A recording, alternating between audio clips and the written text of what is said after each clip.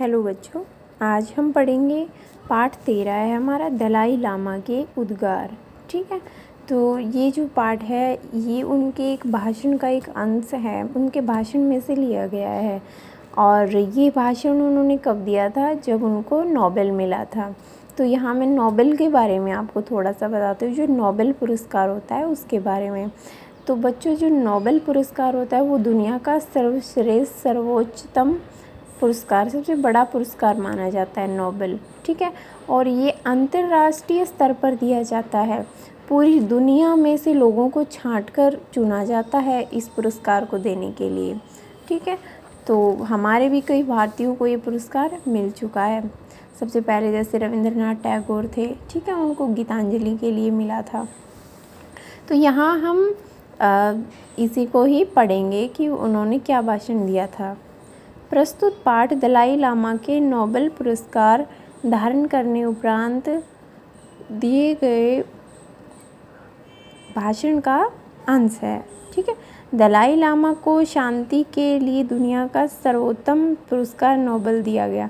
क्यों मिला उनको? शांति के लिए, क्योंकि दूसरों के बीच में शांति स्थापना में अपना अहम योगदान देने के लिए। इसमें उन्होंने तिब्बत को चीन से मुक्त कराने के लिए अपना मत अभिव्यक्त किया है। ठीक है, कि क्योंकि देखो तिब्बत जो देश है वो चीन के कब्जे में है। ठीक है, तो उस वक्त चीन के कब्जे में था, तो वो चीन जो था वो बहुत उत्पीड़ित करते थे, उनको जुल्म करते थे तिब्बतियों के ऊपर। तब उन्होंने वहाँ की अपनी दुर्दशा को व्यक्त किया।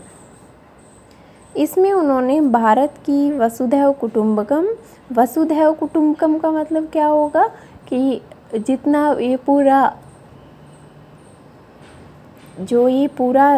संसार है, दुनिया है, विश्व है, ये सारा क्या है? कुटुंब मतलब परिवार, ये सारा एक परिवार है। ठीक है, ये सारी दुनिया एक परिवार है। हम भारतीय, इस ही हमारी ये संस्कृति है वसुधैव कुटुंबकम की, कि हम पूरी दुनिया को अपना घर समझते हैं, पूरी दुनिया वालों को अपने परिवार का सदस्य समझते हैं, तथा अहिंसा प्रेम की नीति को अपनाने की बात कही। प्रेम और अहिंसा, प्रेम आप समझ गए, और अहिंसा मतलब जहाँ हिंसा ना हो किसी भी प्रकार की।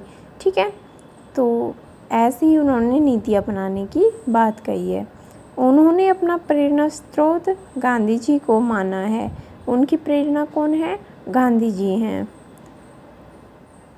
साथ ही इस भाषण में उन्होंने दशकों से चीन द्वारा तिब्बत पर किए जा रहे अत्याचारों का भी उल्लेख किया है, कि कैसे जो तिब्बतीय हैं वो जो चीनी लोग हैं, चीन के हैं, वो तिब्बत वालों पर कितना जुल्म कर रहे हैं, अत्याचार कर रहे हैं। उन्होंने कहा है कि चीन और तिब्बत के रिश्ते समानता, सम्मान, विश्वास पर आधारित होने चाहिए। किन किन बातों की बोले? समानता, समान होने चाहिए। ठीक है, सम्मान, सबको बराबर का हक मिले, बराबर का सम्मान मिले। विश्वास, ठीक है, विश्वास रखना चाहिए दोनों को, इस पर टिके हों। इसमें उन्होंने तिब्बत के सबसे पवित्र तीर्थ जोखांग का जिक्र भी किया है। ठीक है, वहाँ एक पवित्र स्थल है जोखांग, तो उसके जो खम्भे लगे हुए हैं उस तीर्थ स्थल पर, उन खम्भों पर भी ये बात लिखी गई है बहुत साल पहले, कि चीन और तिब्बत में क्या है? शांति, अपनी शांति और सम्मान रहेगा। अंत में उन्होंने हमारे प्राचीन मूल्यों को हमारी आने वाली पीढ़ी के लिए महत्वपूर्ण बताया है। ठीक है, उनका मानना है कि हमें इनको बचा के रखना है, क्योंकि आने वाली पीढ़ी को शायद इनका इतना समझ या ज्ञान ना रहे। ठीक है, तो ये बच्चों आपका क्या था? लेसन था 13 दलाई लामा के उद्गार, जो हमने पढ़ा है। इसका अभ्यास हम अपनी कॉपी में करते हैं, किताब में जहाँ करते हैं वहाँ करेंगे। धन्यवाद।